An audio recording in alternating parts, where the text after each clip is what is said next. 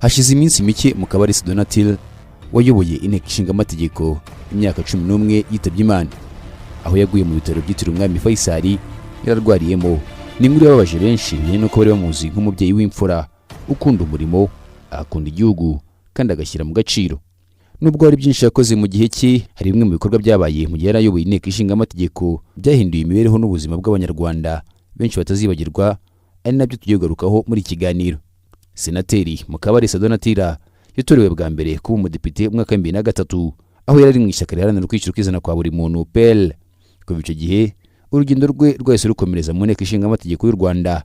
Muri iyo myaka yamaze mu Inteko Ishinga Amategeko yanyuze mu mitwe yombi ndetse anayobora umutwe w'abadepite. Muri ikiganiro tugiye kuvuga kuri bimwe mu bikorwa bikomeye byagezweho ku buyobozi bwe bidashobora kuzibagirana.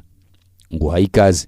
Nyuma y'imyaka 2 gusa atorewe kuyobora Inteko Ishinga Amategeko umutwe w'abadepite mu mwaka wa 2015, Mukabalisa yahise ahura n'ihurizo rikomeye kandi yagombaga gutsinda uko byagenda kose. Bwari ubusabe bw'Abanyarwanda barenga miliyoni 4 bari barasabye ko itegeko nshinga ryavugururwa, Perezida wa Repubulika Paul Kagame akomeza kubayobora.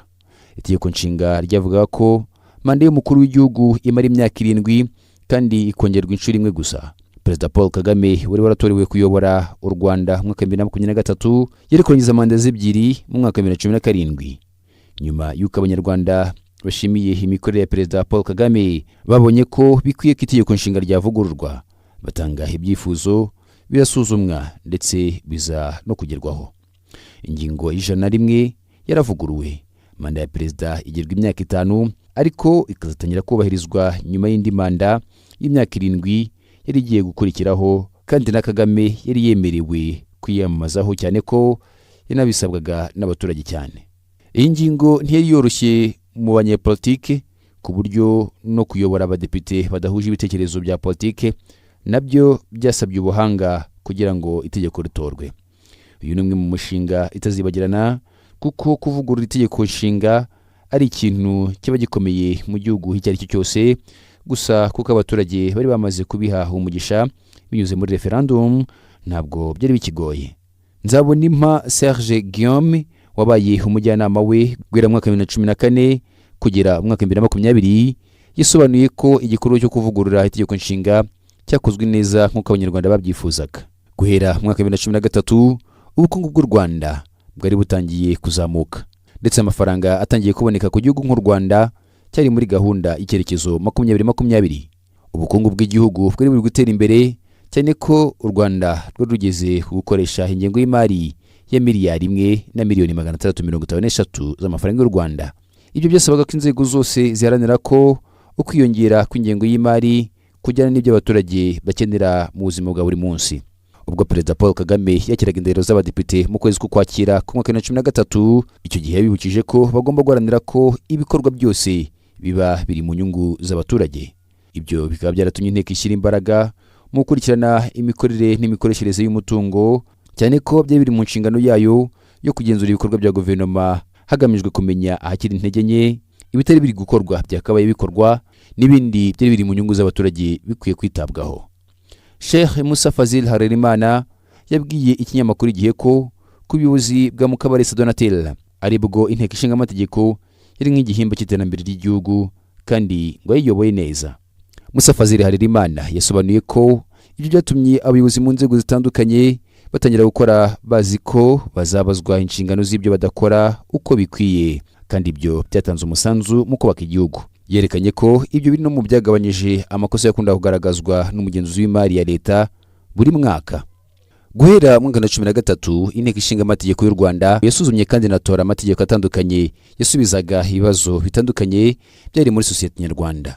Mu mategeko yemejwe afite aho ahuriye n'ubuzima bwa buri munsi bw'abaturarwanda, hari muri rebana n'abantu n'umuryango, n'itegeko ryafashije mu gukemura ibibazo bishingiye ku makimbirane yo mu ngo. Nzabonimpa Serge Guillaume nawe yasobanuye ko ari itegeko rikomeye kuko ngo ryafashije abantu gukomeza kwiyubaka. Yagaragaje ko iri tegeko ry'umuryango ryatowe mu mwaka wa 2016 n'ubwo ngo ryakomeje kugenda rivugururwa, ariko kandi ryagize uruhare mu gukemura ibibazo bishingiye ku muryango. Hari kandi amategeko agenga imisoro n'amahoro yatowe mu mwaka wa nyuma wa manda ye, n'amategeko hagamije gufasha igihugu kwishakamo ubushobozi bitabaye nko gutegera amaboko amahanga, ahubwo bigamije mu kwihaza mu ngengo y'imari igihugu gikoresha. Itegeko riteganya ibyaha n'ibihano muri rusange naryo ryatuye muri manda ya 2018 kandi ryagize uruhare mu itangwa ry'ubutabera, ndetse kuri ubu rikaba ryaramaze kuvugururwa kugira ngo rijyanishwe na politiki y'igihugu nsanasano ndetse no gukemura ibibazo hatisunzwe inkiko. Muri iyo myaka hatowe amategeko menshi arebana n'ubuzima bwa buri munsi bw'umuturage, nk'itegeko rigenga serivisi z'ubuvuzi zirimo ingingo yemerera abangavu guhabwa serivisi zirimo n'izo kuboneza urubyaro, harimo kandi ibijyanye no gutwita urundi ndetse no kororoka hifashishijwe ikoranabuhanga. Mu mwaka wa 2018 Inteko Ishinga Amategeko yanatoye itegeko ry'umurimo ririmo ko hagomba gusohoka iteka rya perezida rigena umushahara fatizo. Icyakora n'ubu ntabwo iryo teka rirasobanurwa ngo hagenwe umushahara fatizo. Hari amategeko menshi yatowe kandi y'ingenzi mu nzego zitandukanye, arimo arebana n'ubutaka, ubucuruzi, imisoro, ubutabera, ubuzima, ikoranabuhanga, ubuhanzi ndetse n'andi. Kuva mu mwaka wa 2003 ubwo u Rwanda rwavaga mu nzibacyuho, amatora y'abadepite yagiye aba mu bihe bitandukanye n'aya perezida wa Repubulika. Manda y'abadepite yamaraga imyaka 5, naho manda y'umukuru w'igihugu ikaba imyaka 7. Icyakora guhera mu mwaka wa 2024 manda y'umukuru w'igihugu yabaye imyaka 5 nk'uko byavuguruwe nk'itegeko nshinga mu mwaka wa 2015 ingana n'iy'abadepite. Mu mwaka wa 2024 hafashwe icyemezo cy'uko amatora y'umukuru w'igihugu ndetse n'ay'abadepite yajya abera rimwe, cyane ko manda zabo zasaga n'izirangiriye rimwe kandi zinganya imyaka. Guhuza ayo matora bikaba byari bigamije kugabanya ingengo y'imari yagendaga mu matora, cyane ko wasangaga buri gihe hategurwa amatora y'abadepite ukwayo ndetse n'ay'umukuru w'igihugu ukwayo kandi mu mezi akurikiranye. Nzabonimpa Serge wabaye umujyanama wa Mukabalisa yabwiye ikinyamakuru Igihe ko ubuyobozi bw'uyu mubyeyi witabye Imana yakunze gutsura umubano n'izindi nteko z'ibihugu mu kwagura imikoranire ndetse n'umubano. Ibyo kandi bikaba byajyanaga no kugira uruhare mu kumenyekanisha u Rwanda ku ruhando mpuzamahanga mu bijyanye no guteza imbere uburinganire n'ubwuzuzanye bw'abagore n'abagabo. Umunyarwanda yatejwe imbere ndetse u Rwanda rukomeza kuba ku isonga ku isi mu kugira abagore benshi mu nzego zifata ibyemezo. Ni mu gihe kandi raporo igaragaza ko abagore bagize 33.8% by'abagize Inteko Ishinga Amategeko umutwe w'abadepite, naho muri Sena bakaba bangana 50%.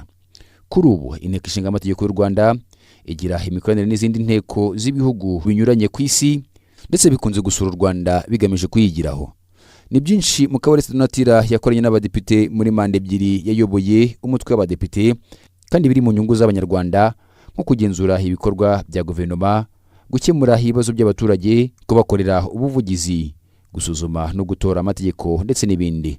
Abo bakoranye benshi bamufata nk'umuyobozi wihariye kandi wari ufite ubunararibonye. Bagaragaza ko mu gihe cye akorera leta yari umuntu urangwa no guca bugufi mu nshingano ze, kujya inama, kuba urugero rwiza no guharanira inyungu rusange. Ni umubyeyi uyoboye Inteko Ishinga Amategeko umutwe w'abadepite imyaka 11 hagati y'umwaka wa 2011 n'umwaka wa 2024. Yitabye Imana tariki 30 Nyakanga mu mwaka wa 2026 azize uburwayi. Nshuti bakunzi mwari mudukurikiye, naha dusurije ikiganiro cya none, ariko kandi mbibutse gukora subscribe. Hari ingingo mwifuza ko tuganiraho, mudusangiza ibitekerezo byanyu muri comment. Amahoro.